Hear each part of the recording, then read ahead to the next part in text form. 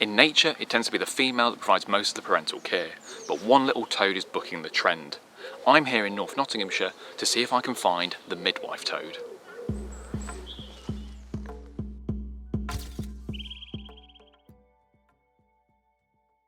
Midwife toads are so named as the males take care of the young from the female, keeping the eggs on his back for up to 6 weeks until he releases them into a small pond. The toads themselves are tiny, around 5 centimetres in length.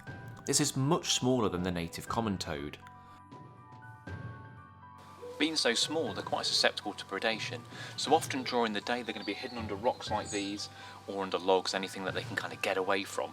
Dry stone wall is absolutely perfect for them, so we're going to have a poke around, see if we can find an adult.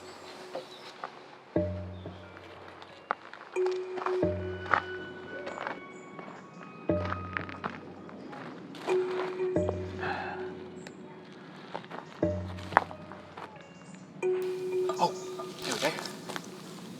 Amazing! What strikes me is the size of this toad. This is a fully grown adult. If I put a 50p coin next to that toad, gives you some idea of scale.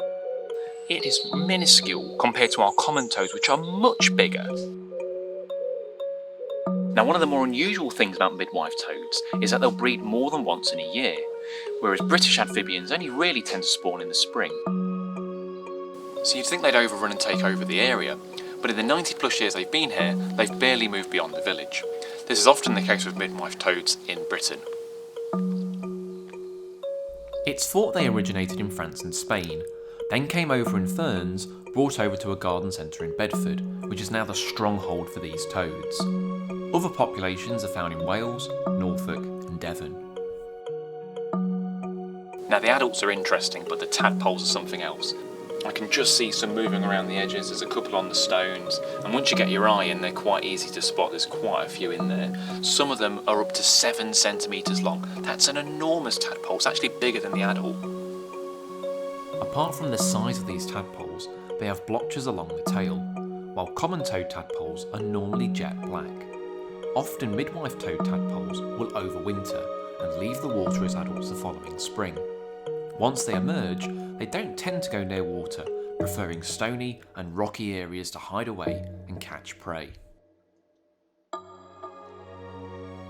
Considering they've been here so long and they've barely spread out on their own, they're a low-risk non-native.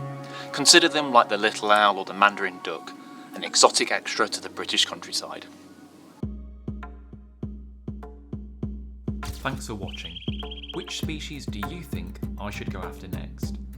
Don't forget to like, comment below and subscribe to the channel. Until next time, cheers.